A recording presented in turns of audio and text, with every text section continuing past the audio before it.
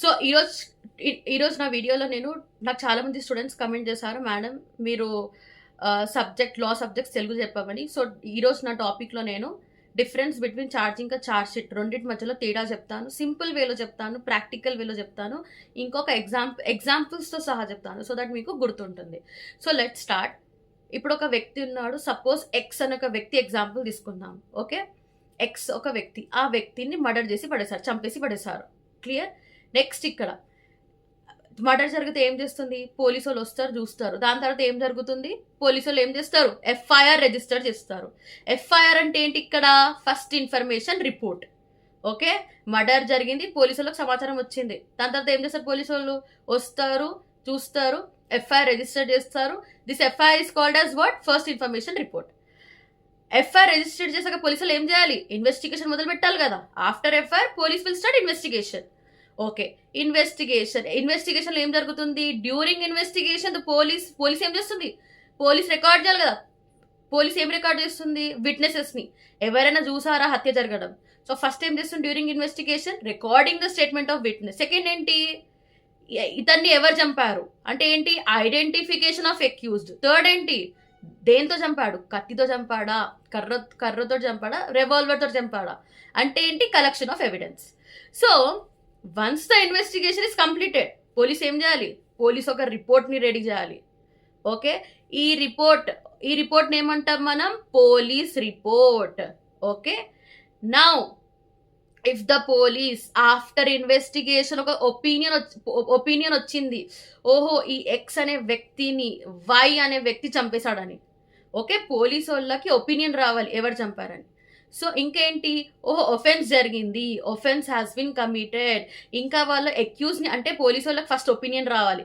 Next ఏం రావాలి, ఓహో ఒఫెన్స్ జరిగింది. నెక్స్ట్ ఏంటి, police has identify the accused. Then the police report is called as charge sheet or challan. Okay, next process ఏంటి, ఇక్కడ the charge sheet is then forwarded to, charge sheet ఎక్కడికి వెళ్ళాలి, మన మెజిస్ట్రేట్ గారికి వెళ్ళాలి. అంటే ఏంటి, ఇక్కడ ఒఫీషియల్లీ సబ్మిటెడ్ టు ద కోర్టుకి వెళ్ళిపోయింది. ఇప్పుడు ఈ ఛార్జ్ షీట్లో ఏముంటుంది, పోలీస్ రిపోర్ట్లో ఏముంటుందో తెలుసు మనకి. ఈ ఛార్జ్ షీట్లో ఏముంటుంది, charge sheet will contain all details of investigation. వీళ్ళు ఎట్లా చేశారు ఇన్వెస్టిగేషన్, ఇంకా ఎవిడెన్స్ కలెక్ట్ అయిందా లేదా. Okay, evidence has been collected or not, all details of investigation, evidence collect అయిందా లేదా. ఇంకా లిస్ట్ ఆఫ్ విట్నెసెస్, ఎవరెవరు చూసారు, ఎంతమంది ఉన్నారు.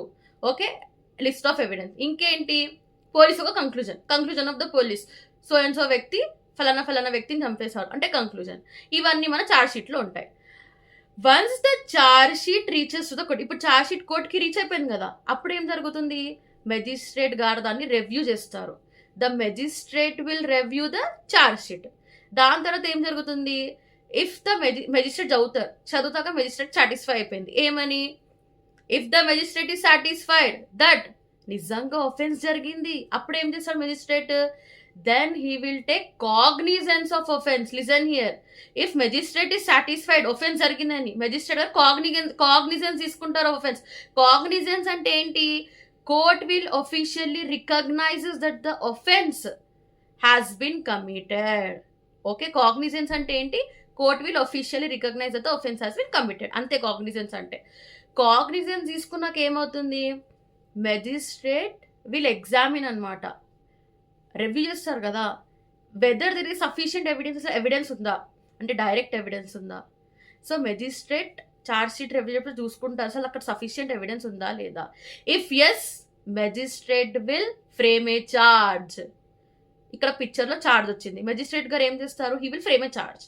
ఫ్రేమింగ్ ఆఫ్ చార్జెస్ అంటే ఏంటి, ఇక్కడ అక్యూజ్కి ఒఫీషియల్లీ ఇన్ఫార్మ్ చేస్తారు.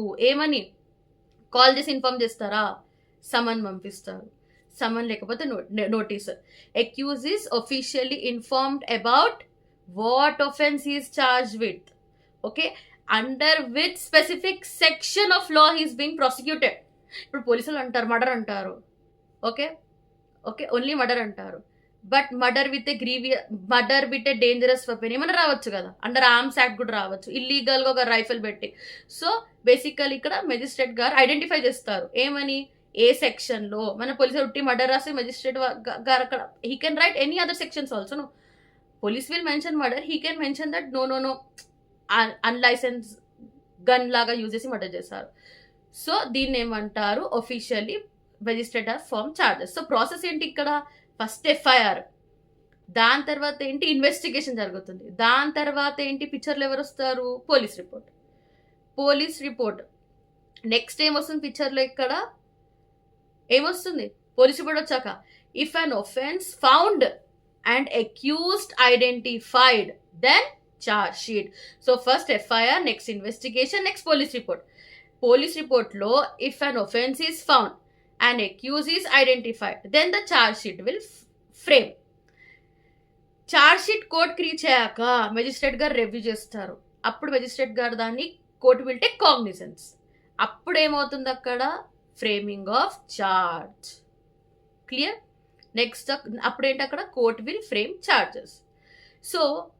So I want to explain you some important points. ఏంటంటే after investigation police do not find any sufficient evidence అనుకోండి, okay, or conclude that no offence has happened, అప్పుడు ఏం చేయాలి, police report ఇస్తారు. అప్పుడు ఏం రిపోర్ట్ ఇవ్వాలి, then it is called as closure report or final report.